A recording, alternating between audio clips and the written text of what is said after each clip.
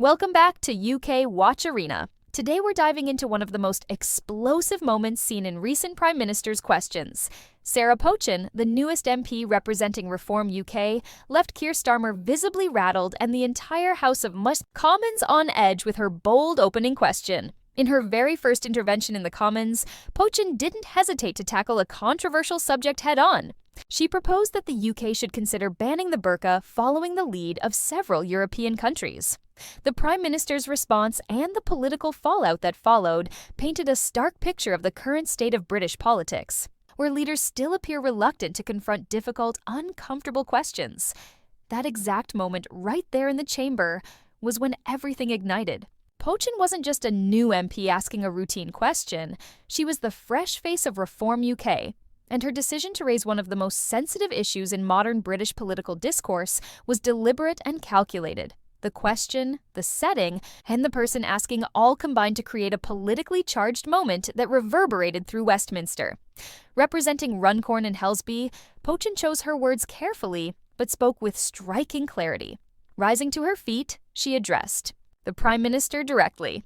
Given his repeated emphasis on the importance of strategic cooperation with European nations, would he consider following the example of France, Belgium, Denmark, and others in banning the burqa on grounds of public safety? This wasn't baseless. Provocation. She had done her homework, cited specific examples, and framed the issue within two themes Starmer himself often stresses: public safety and European alignment. The chamber descended into chaos. Those present described the atmosphere as instantly tense, with several MPs reacting sharply.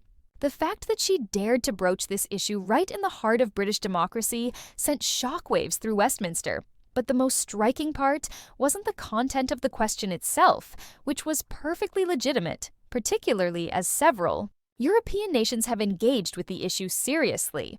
What stirred the controversy was the fact that she dared to ask it. The backlash wasn't about the nature of the question, but the audacity of the questioner. If you're finding this analysis as fascinating as I am, make sure to hit that subscribe button, because we're just getting started with this incredible political moment. Unexpectedly, it was Starmer's reaction that revealed far more than the question ever could. Instead of engaging in frank discussion on the topic raised by MP Pochin, such as the boundary between religious freedom and the duty to ensure public safety, instead of presenting a clear argument either in support or opposition, Starmer chose to evade. He deflected. He shifted entirely to another subject, seemingly intent on ignoring the uncomfortable question at hand. His response, which may have sounded polite on the surface, was laden with implicit dismissal. He said he would welcome her, but refused to go down her path, and that was it. A legitimate question from an elected representative was brushed aside. No explanation was given for his opposition. No specific position was outlined on balancing freedom of belief and social safety, and no mention was made of European countries currently implementing similar policies. He simply refused to engage with the issue. Worse still, he didn't stop there. Starmer immediately turned to attack Reform UK and Nigel Farage, clearly aiming to divert attention from his refusal to take part in serious discussion. He suggested she could send a message to her new leader about his £80 billion tax cut plan with no clear explanation of where the money would come from, comparing it to Liz Truss's failed policies. These replies speak volumes about how Keir Starmer handles sensitive questions. Instead of responding with reason or evidence, he attacks the questioner. Instead of explaining why his government has chosen its current approach, he tries to steer the conversation into safer political territory. Instead of demonstrating leadership willing to confront difficult issues, he opts for tired partisan jabs. The comparison with Liz Truss, though intended as a jab, actually reveals deeper anxiety about how he handles pressure. Starmer is attempting to remind the public of the financial disaster following Truss's mini-budget, hoping to associate Reform UK's policies with that chaos. But this tactic has backfired, making him appear increasingly out of touch. When he referred to Pochin's past as a Conservative Party member, it further revealed a personal, combative approach.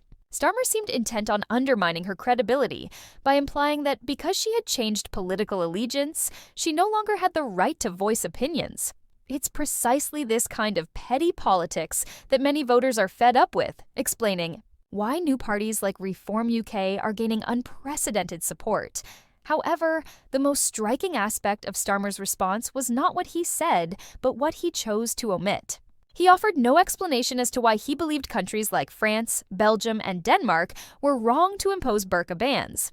Nor did he outline any strategy showing how his government intends to strike balance between religious freedom and public security concerns. He entirely ignored key questions relating to identity verification, security checks, and social integration, all of which lie at the heart of this debate. This didn't go unnoticed by MPs, including those from opposition parties. James Cleverly, former Conservative cabinet minister, was quick to criticize Starmer on social media, writing that his conduct at PMQs was unacceptable.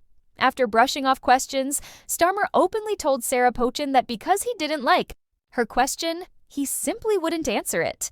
A prime minister cannot pick and choose which questions they wish to respond to. Cleverly rightly highlighted the core issue. Prime ministers' questions exist to ensure government accountability and must face difficult questions on behalf of the public. If the prime minister refuses to answer simply because a question is politically inconvenient, he's undermining the very democratic process he was elected to uphold. This moment perfectly encapsulates the current political climate, where establishment figures avoid uncomfortable truths, while newcomers like Sarah Pochin dare to ask the questions that matter most to ordinary voters.